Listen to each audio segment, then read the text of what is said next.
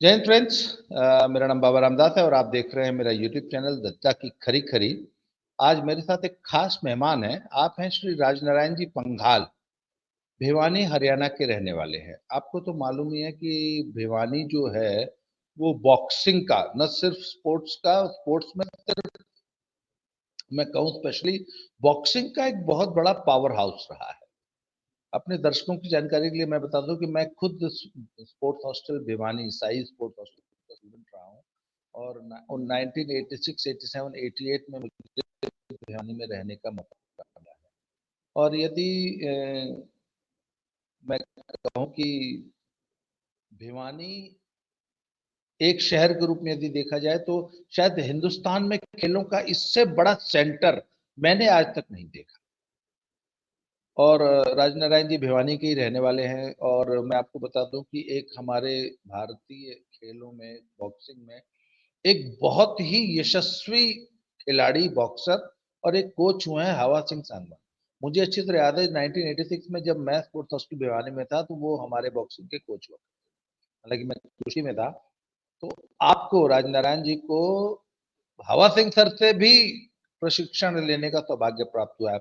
और आपके खेलों, आपके परिवार में बॉक्सिंग की तो एक बहुत लंबी परंपरा है। आपका भतीजा आज एक ओलंपियन बॉक्सर है, उसके बारे में भी हम आगे बात करेंगे इस प्रोग्राम में। और आप जो हैं हरियाणा बॉक्सिंग संघ के आधिकारिक प्रवक्ता हैं, स्पोक्समैन और प्रेरक, और स्पेशली बॉक्सिंग पे बड़ी पैनी नजर रखते हैं। तो राजनारायण जी नमस्कार, स्वागत है आपका चैनल पे। नमस्कार जी, अजीत जी नमस्कार, धन्यवाद। और हम तो आपके वीडियो देखते ही रहते हैं, बड़ी जानकारी मिलती है। और आज आपके दर्शकों को बॉक्सिंग की भी जानकारी मिल जाएगी आपके वीडियो के माध्यम से। और जहां तक भिवानी का जिस साल में आप गए थे, आपके पीछे पीछे मेरे पिताजी भी मेरे को ले गए थे। मैं छोटा सा था, छठी क्लास में, और मैं जी वहां रहा। मेरी स्कूलिंग वहां 12वीं तक हुई। और मेरे पिताजी को जब मौका मिला तो उन्होंने अवासिंग शोराण, जो कप्तान अवासिंग शोराण थे, सुपर हैवी के हमारे मुक्केबाज और कोच, उनके जी साथ घर घर के साथ भी एक प्लॉट मिला खाली, और उन्होंने उस मौके को गवाया नहीं और वहां पे उन्होंने एक मकान बनाया। और उस मकान में हम सन 2008 तक उस मकान में रहे। और मेरे को आज भी याद आता है, जब मैं 9th क्लास में हुआ था तो अवासिंग शोराण जी यजदी मोटरसाइकिल रखते थे, और आस पड़ोस के सभी बच्चों पे नजर होती थी उनकी कि जो भी खेलने लायक जिस बच्चे की उम्र हो गई है उसको हाथ पकड़ के वेस्ट कॉलेज में लेके जाते थे वो। तो मैं जैसे ही 9th क्लास में हुआ तो उन्होंने मेरे को अप्रैल के महीने में पकड़ के ले गए, और मेरे को सितंबर तक कोचिंग लेने का मेरे को मौका मिला, सौभाग्य मिला। और बॉक्सिंग से जो मेरा पहला प्यार था वो उस समय हुआ।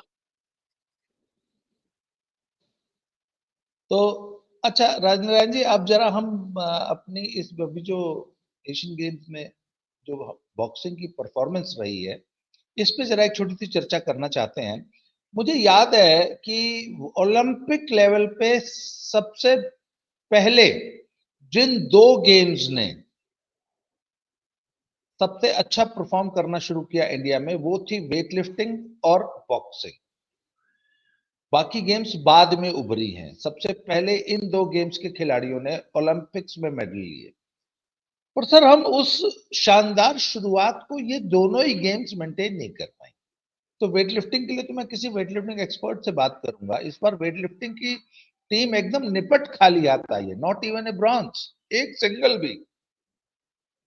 जबकि मेरी तो खुद बहन जो है एशियन गेम्स में दो दो बार मेडलिस्ट रही है सर, सिल्वर मेडलिस्ट रही है वो एशियन गेम्स की वेट लिफ्टिंग की। तो वेट लिफ्टिंग की चर्चा तो बाद में करेंगे। आइए जरा बॉक्सिंग पे चर्चा कर लेते हैं कि बॉक्सिंग इतना बड़ा पावर हाउस बन के उभरा था हमारा देश बॉक्सिंग में, आखिर क्या ग्रहण लग गया सर इस बार इतनी निराशाजनक परफॉर्म। मेंस में सिर्फ एक ब्रॉन्ज और लड़कियों ने थोड़ी सी इज्जत रख ली, मान लीजिए वो 4 ब्रॉन्ज ले आई। ये हमारे लड़कों को हुआ क्या है सर बॉक्सिंग में, क्या प्रॉब्लम क्या है बॉक्सिंग? जी बिल्कुल अजीत जी, 13 हमारे मुक्केबाज गए थे और जिसमें एक भी गोल्ड हमने हासिल नहीं किया, और लड़कों में एक भी ओलंपिक कोटा नहीं मिला। ये शायद दर्शक पहली बार जानेंगे आपके इस वीडियो के माध्यम से कि ओलंपिक कोटा एशियन गेम्स के माध्यम से लेना सबसे आसान है हमारे बॉक्सर के लिए, क्योंकि इसके बाद जो दो और क्वालिफायर होंगे, जो एक मार्च में होगा होली के पास और एक जून में होगा, तो वहां पे पूरे वर्ल्ड से बॉक्सर आएंगे और वो एक एक सीट होगी। यहाँ पे हमारे पुरुष बॉक्सर के लिए दो दो सीट थी, मतलब फाइनल में जाने वाला मुक्केबाज ओलंपिक कोटा हासिल कर सकेगा। तो ये सबसे निराशाजनक प्रदर्शन भारतीय बॉक्सिंग का।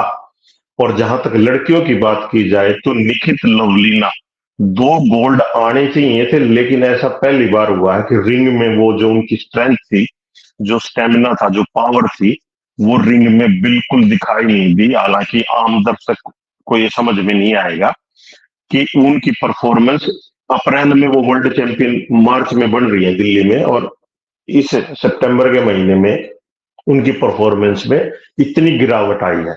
तो निश्चित तौर पे हमें इसके बारे में समीक्षा करनी चाहिए, और आप इस बारे में बात कर रहे हैं, हालांकि फेडरेशन का कोई अधिकारी तो इस बारे में बात ही नहीं करता। ये हमारे जो बेसिक कोच जो बच्चों को तैयार करके भेजते हैं कैंप में, मुझे आज भी याद है विजेंद्र सिंह बेनीवाल 2008 में पहला पुरुष पदक हासिल किया ओलंपिक में। उसके बाद इतनी बाढ़ आ गई कि हर परिवार ये सोचने लगा कि मैं मेरा सब कुछ दांव पे लगा दूंगा, और हजारों लाखों बच्चे इंडिया में बॉक्सिंग में भी और अलग अलग खेल में भी जुट गए।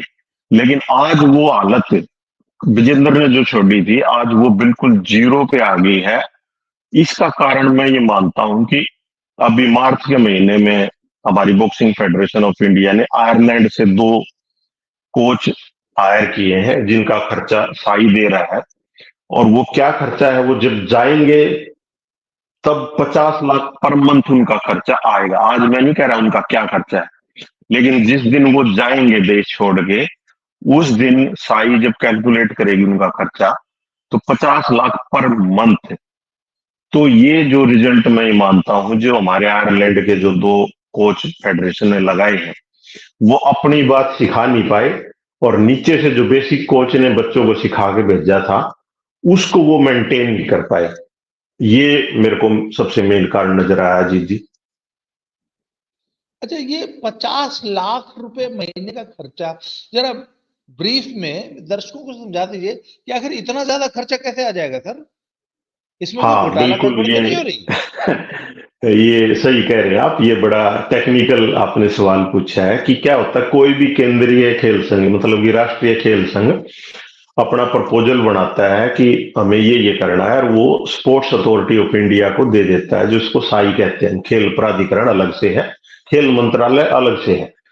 तो उसमें क्या है कि एक सीनियर कोच है जो हाई परफॉर्मेंस डायरेक्टर, जिसका पद का नाम है बर्नार्ड, और एक उसका असिस्टेंट कोच है दिमेत्री, दोनों आयरलैंड से है। तो जो सीनियर है उनको 15 लाख रुपए पर मंथ, और जो जूनियर है उनको 10 लाख रुपए पर मंथ, प्लस में साल में 2 बार वो आयरलैंड जा सकते हैं, और 2 बार अपने परिवार को यहाँ पे बुला सकते हैं, और प्लस में यहाँ इंडिया में कहीं भी ट्रेवल करेंगे, क्योंकि वो पूरी बॉक्सिंग को देखेंगे, तो उनका रहने का खर्चा और जो टैक्सी का खर्चा है वो सब साई अवेल करेगा। तो ये जब सारा मिलाएंगे साई वाले, तो ये 50 लाख पर मंथ पड़ेगा जिस दिन वो छोड़ के जाएंगे।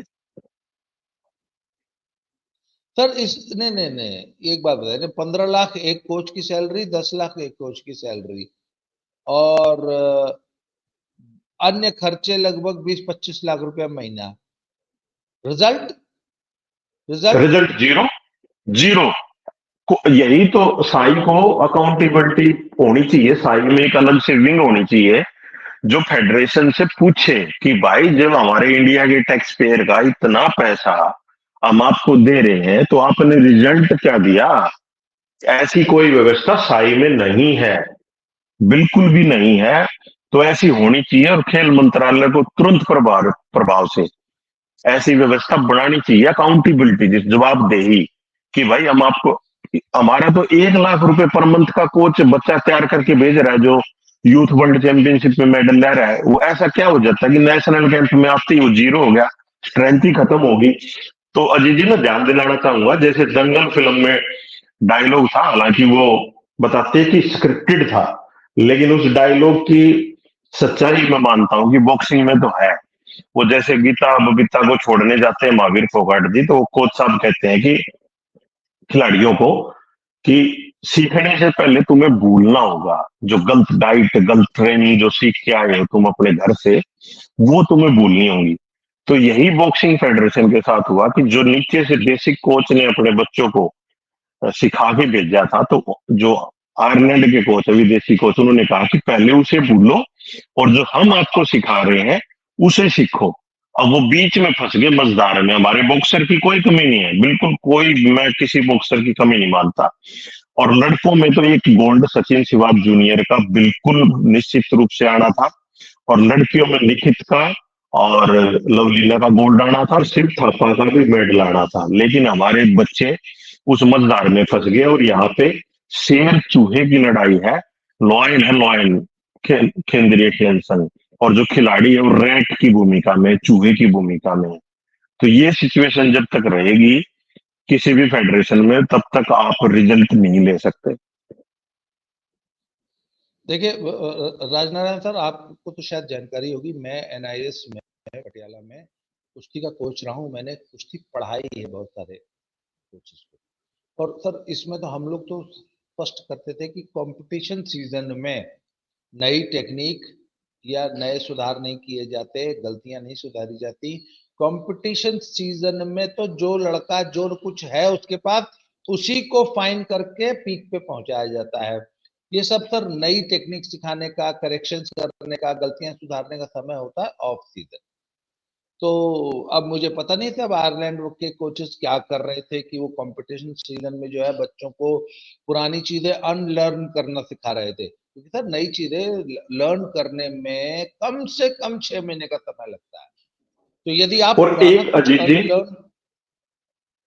एक बच्चा 10 साल की उम्र में बॉक्सिंग शुरू करता है, और वो 20 साल की उम्र में इंडिया कैंप में आता है नेशनल खेल के। जो 10 साल से उसने सीखा है अपने कोच से, उसको आप 6 महीने में बदल दोगे? ऐसा कैसे है? हो ही नहीं सकता। बिल्कुल बिल्कुल। देखिए मैं तो सर शुरू से इस बात का पक्षधर रहा हूं कि यदि आपको फॉरेन कोच लाने ही है तो उसको नर्सरीज में लगाइए, जूनियर और सब जूनियर और मिनी छोटे बच्चों में लगाइए, जिससे कि वो एक नई लड़ंत, नई पहलवानी हम बोलते हैं, सिखाए, या नई स्टैंड सिखाए, नई बॉक्सिंग उनको सिखाए। यदि आप इंडियन बॉक्सिंग जैसे जैसे स्कूल्स ऑफ होते ना घराने, जैसे Indian hmm. School of boxing अलग है, रशियन अलग है, अमेरिकन अलग है, ईरानियन अलग है, इजिप्शियन अलग है। मैं रेसलिंग की बात कर रहा हूँ। इसी तरह शायद आपके बॉक्सिंग में भी ऐसे घराने होंगे। तो बिल्कुल मान है। लीजिए हम अगर इंडियन स्कूल ऑफ बॉक्सिंग अलग था, हमने रशियन स्कूल ऑफ बॉक्सिंग को अडॉप्ट करना है, पर वो सबसे अच्छी जो है ना पेनिट्रेशन वो होगी जब आप छोटे बच्चों को सिखाएंगे। अब आप नेशनल कैंपर को जो कि ओलंपिक खेलने जा रहा है उसको अगर आप नई चीज सिखाने लगेंगे तो ये डिजास्टर होना ही है। खैर साहब, मैं अब इसमें एक नया प्रश्न, सर पीछे boxing federation India, boxing federation of India बहुत ज्यादा मुकदमेबाजी भी हुई, लड़कों ने मुकदमे किए, सिलेक्शन ट्रायल्स में भी बहुत विवाद हुए, क्या कारण था, क्या हुआ ये सब? जी, पहले तो लड़कियों ने गुहार लगाई थी, फेडरेशन को गुहार लगाई, और फिर उन्होंने माननीय दिल्ली हाई कोर्ट में गुहार लगाई कि हम नेशनल मेडलिस्ट हैं, और हमारा राइट बनता है कि 3 लड़कियां थी जिन्होंने कहा कि वर्ल्ड चैंपियनशिप में हम खेलना चाहती हैं। तो लेकिन जो नए कोच अपॉइंट हुए थे उसी टाइम ही अपॉइंट हुए थे, एक हो गए थे सीनियर वाले, तो उन्होंने कहा कि नहीं, हम रिंग में ट्रायल की बजाय साइकिल चलवाएंगे, रस्सा कूदवाएंगे, मेंटल हेल्थ देखेंगे। इस तरह के कुछ उन्होंने पॉइंट बढ़ाए, और उसके बेस पे उन्होंने जो रिसेंटली नेशनल हुई थी उस नेशनल के रिजल्ट को स्किप कर दिया, और अपना ही एक लेके आए थ्योरी। और वो थ्योरी इतनी इंप्लीमेंट नहीं कर पाए थे, इसलिए वर्ल्ड चैंपियनशिप में 4 गोल्ड आ गए, क्योंकि वो पूरी तरीके से इंप्लीमेंट नहीं हुई थी। और अब पूरी तरीके से इंप्लीमेंट एशियन गेम में हुई, तो लड़कियों की भी 0 और लड़कों की भी 0। ये हमारा परिणाम रहा है। तो इसका मतलब आप ये कहना चाहते हैं कि सिलेक्शन का जो प्रोसेस था, सिलेक्शन ट्रायल्स था, या जो क्राइटेरिया थे वो गलत थे और गलत टीम का चयन कर लिया? सर देखो, फेडरेशन और एक ऑटोनोमस बॉडी है, वो किसी भी टाइम में आधी रात को भी कुछ नियम बना सकती है, लेकिन वो नियम जस्टिफाई होने चाहिए, वो नियम पारदर्शी होने चाहिए। और जब उनके मुक्केबाज को ये लग रहा था कि ये पारदर्शी नहीं है, लेकिन वो इस सिचुएशन में नहीं थे कि मुखर हो गए ज्यादा उसके बारे में बोले, तो लड़कियां पहले बोली, फिर लड़के भी बाद में बोले। तब तक फेडरेशन मन बना चुकी थी कि नहीं, हमने जो डिसीजन इन आयरलैंड वाले जो नए कोचेज हैं, इनको जो दिया है हम इन्हीं के ऊपर ही जाएंगे। तो उन्होंने एक दांव खेला था, और वो दांव जो उल्टा पड़ा, और इसका रिजल्ट अब सब पूरे देशवासियों के सामने है।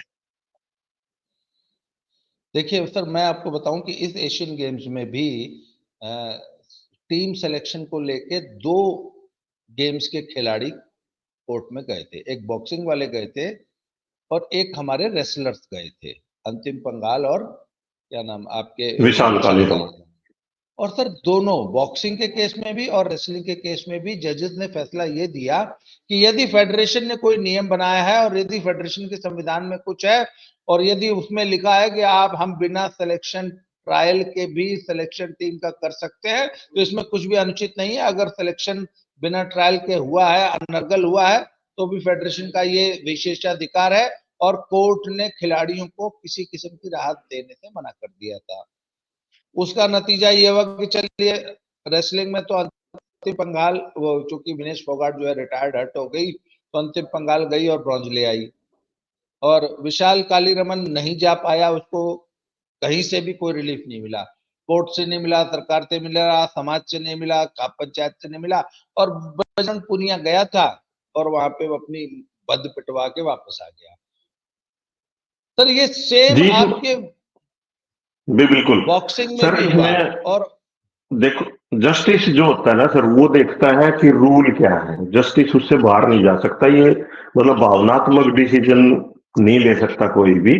तो जो ऑटोनोमस बॉडी की जो डेफिनेशन है हमारे इंडिया में, तो हमारी जितने भी राष्ट्रीय खेल संघ है वो ऑटोनोमस बॉडी है। इस पे शिकंजा कस सकता है खेल मंत्रालय, ना कि कोर्ट। खेल मंत्रालय अपनी भूमिका को अच्छे से निभाए, और अब भी कोई देर नहीं हुई है कि वो ही इंटरफेयर कर सकता है, क्योंकि जो नियम बना के दे दिए, उस नियमों के तहत दोनों फेडरेशन ने काम किया, और आप उस नियम को चैलेंज नहीं कर सकते, इसलिए वो दोनों रिट डिसमिस हुई। अच्छा जी। अच्छा, आपके सीनियर बॉक्सर्स में अमित पंघाल जो आपके भतीजे हैं, उन्होंने भी एक रिट की थी। उनका भी सिलेक्शन चूंकि फेडरेशन ने नहीं किया था एशियन गेम्स के लिए, जबकि he is set to be the most deserving candidate और सबसे ज्यादा डेकोरेटेड बॉक्सर है वो। उसके बारे में बताइए, वो क्या क्या हुआ था और उनका सिलेक्शन आखिर फेडरेशन ने क्या कह के उनका नाम काट दिया टीम से? सर देखिए, कोई भी खिलाड़ी होता है वो पानी की तरह ट्रांसपेरेंट होता है, वो अपना काम करता है, खिलाड़ी को इन चीजों का ज्यादा पता नहीं होता।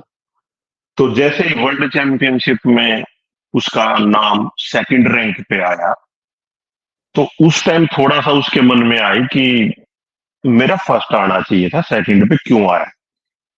तो उस टाइम उसने उस चीज को स्वीकार कर लिया कि जो ये फेडरेशन ने नए नियम बनाए हैं, मैं इसी के तहत ही फर्स्ट रैंक पे आके दिखाऊंगा। तो उसने अप्रैल का जो वर्ल्ड चैंपियनशिप की टीम थी, उस पे जून में जो एशियन गेम्स के जो प्रोसीजर अपनाया जाना था, तो उसमें उसने अपनी पूरी जान लगा दी। वहां पे भी वो बहुत थोड़े से नंबर से सेकंड रैंक पे आ गया। जब टीम अनाउंस हो गई, तब उसको लगा कि मैं इसमें फर्स्ट आना चाहिए था।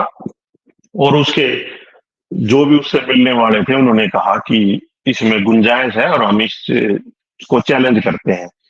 मैं ये मानता हूं कि वो एक ब्लंडर था कि आप नियम को चैलेंज नहीं कर सकते, आप नियमों को पारदर्शी तरीके से नहीं अपनाया गया, उस चीज को चैलेंज कर सकते हैं। तो वो एक ब्लंडर अमित से हुआ।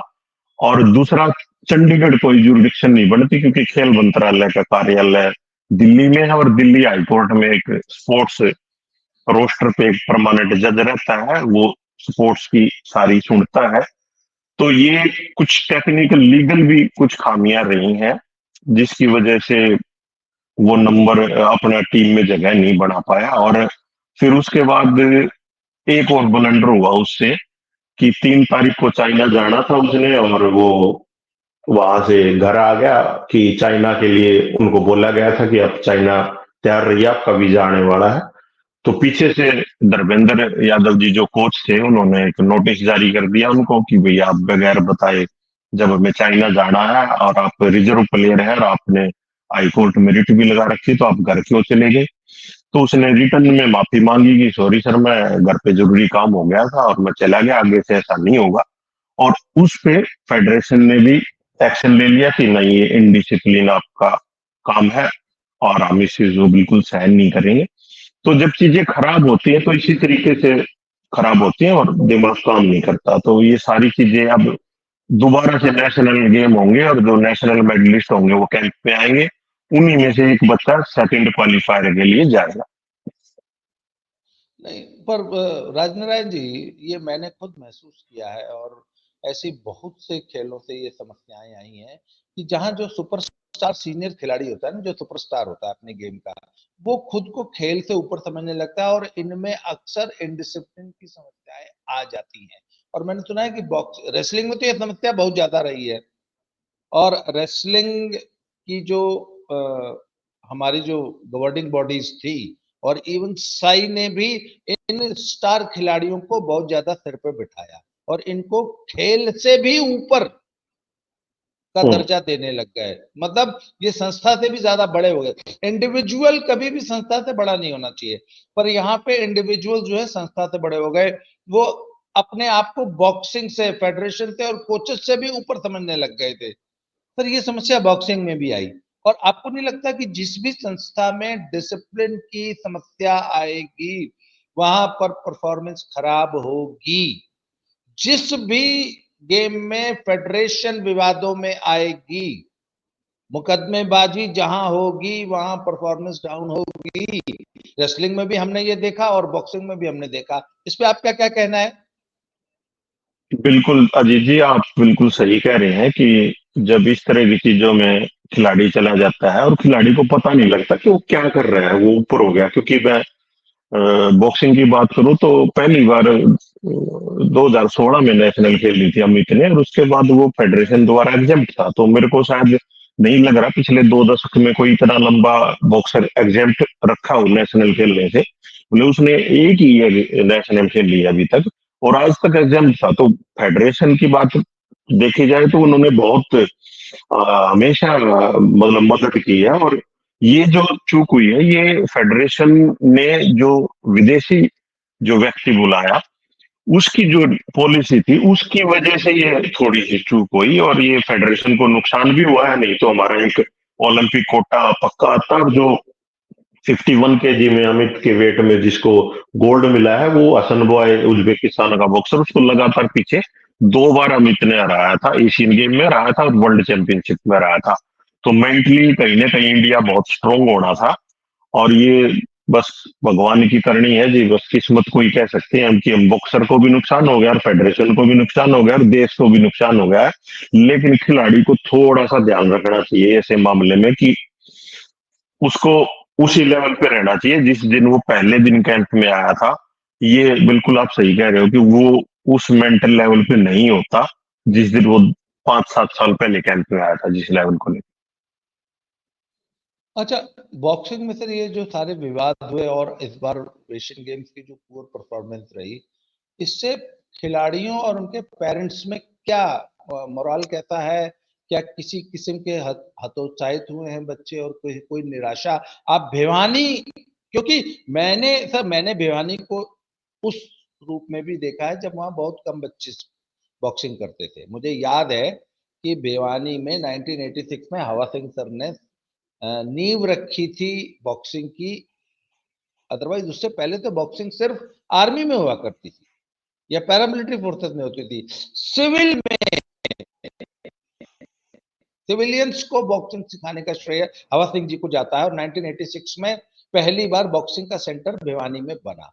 और एक बार सर मैं भिवानी गया था, आज से करीब 10 साल पहले, तो मैंने नेकीराम शर्मा लाइब्रेरी के सामने कम से कम 1000 बच्चों को एक कोच से ट्रेनिंग, 1000 बच्चे सर, एक ग्राउंड में 1000 बच्चा बॉक्सिंग कर रहा हो। और वो मैंने तो फिर मुझे सर बताया गया कि एक ग्राउंड है, उस तरह के तो 10 ग्राउंड है भिवानी में। हाँ, उस तरीके के 10 ग्राउंड और हैं। तो ये तो सर यस एक तरह यस से यस, कुंभ हो गया सर, ये तो बॉक्सिंग बिल्कुल। का कुंभ हो गया ना। तो बॉक्सिंग के कुंभ में आज क्या माहौल है, क्या किसी किस्म की निराशा है, या बच्चे आज भी बहुत, उसी मनोयोग से लगे हुए हैं? नहीं नहीं नहीं, बहुत निराशा है। और वो जो उन्होंने अचीव किया है वो उसको भी भूल गए हैं कि उन्होंने क्या अचीव किया है। मतलब एक तो अपनी पिछली अचीवमेंट को लेकर खुश रहना, हैप्पी रहना, परिवार वाले भी हैप्पी रहना, भाई उनको कैश अवार्ड भी मिला है, उनको खेल पुरस्कार भी मिला है, नौकरियां भी मिली हैं।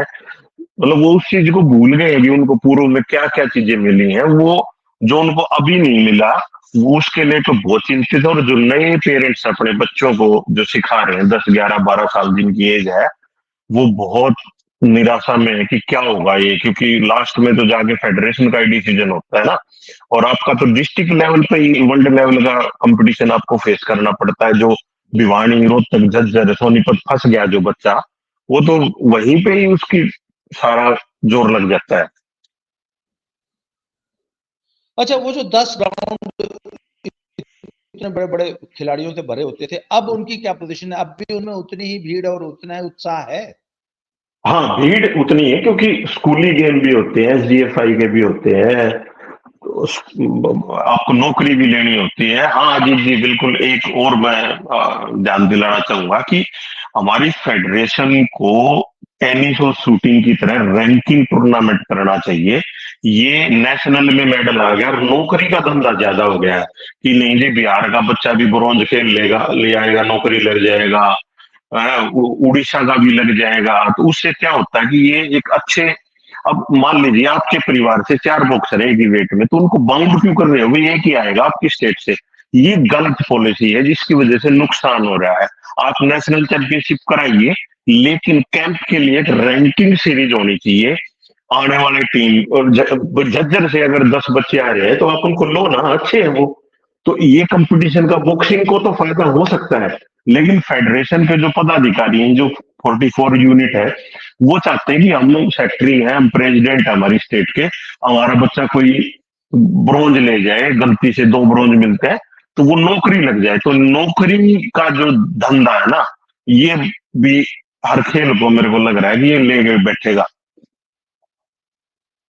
नहीं सर, पर मुझे तो आपको मैं बताऊं, पहले रेसलिंग में भी सिर्फ एक नेशनल थी तो हुआ करती थी, पर जब से ब्रजभूषण सिंह जी ने रिफॉर्म्स किए और आज ग्रैंड प्री और रैंकिंग टूर सीरीज और ये सारा मिला के ब्रजभूषण सिंह जी 22 नेशनल लेवल के टूर्नामेंट्स कराते थे, जिसमें 4 तो रैंकिंग सीरीज होती थी, इसके अलावा ग्रां प्री होती थी और उसके बाद अब बहुत सारे टूर्नामेंट्स होते थे।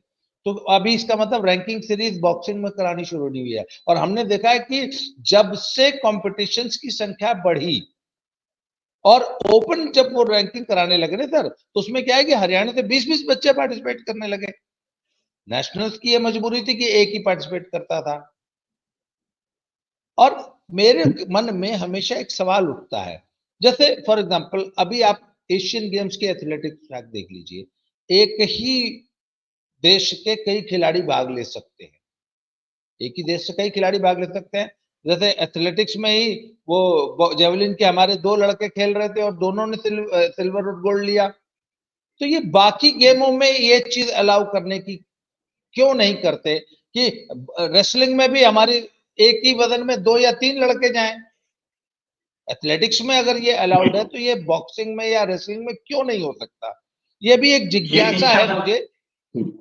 बिल्कुल, ये इच्छा शक्ति के ऊपर डिपेंड है। जब आप भला करते हो किसी स्पोर्ट्स का, सब की चीजों को, स्वार्थ को छोड़ के, भाई उनको पता है कि स्टेट यूनिट वोट देती है, किसी का, किस स्टेट का ये कोई बॉक्सर नहीं है नेशनल टीम में, लेकिन वोट तो है ना। तो ये वोट की राजनीति, वोट का लालच कि मेरे को उड़ीसा से भी वोट चाहिए, मेरे को गोवा से भी वोट चाहिए, पश्चिम बंगाल से भी वोट चाहिए, तो वोट की लालच हमें ऐसा करती है। और ये खेल मंत्रालय को इसमें जरूर इंटरफेयर करना चाहिए कि उनकी एक कमेटी बने, उस चीज को वो पैसा जब रिलीज करे जब वो भारत के हक में हो। नहीं तो कह दो भाई खेल संघ अपने लेवल पे करो भाई, हमारे से पैसा लेने की क्या जरूरत है।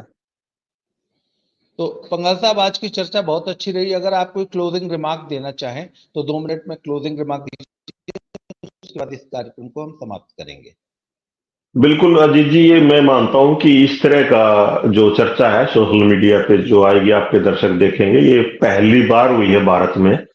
और इस तरह की चर्चाएं होनी चाहिए और खेल मंत्रालय और स्पोर्ट्स साइड तक ये बात जानी चाहिए।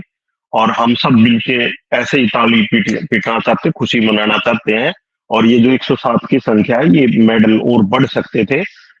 और आने वाले टाइम में उम्मीद है कि मेरे को कि हम पेरिस ओलंपिक में और अच्छा प्रदर्शन कर पाएंगे। तो मित्रों, ये थे श्री राजनारायण जी पंघाल, खेल पत्रकार और खेल प्रशासक और प्रवक्ता, बॉक्सिंग संघ हरियाणा के। तो इनसे आज ये चर्चा हमने की और उम्मीद है कि ऐसी चर्चाएं हम आगे भी करते रहेंगे। उम्मीद है कि आपको ये प्रोग्राम बहुत पसंद आया होगा। तो आज के लिए इतना ही, अगले वीडियो में फिर से मिलते हैं। Thank you sir, Rajnarayan sir, thank you very much. Thank you sir.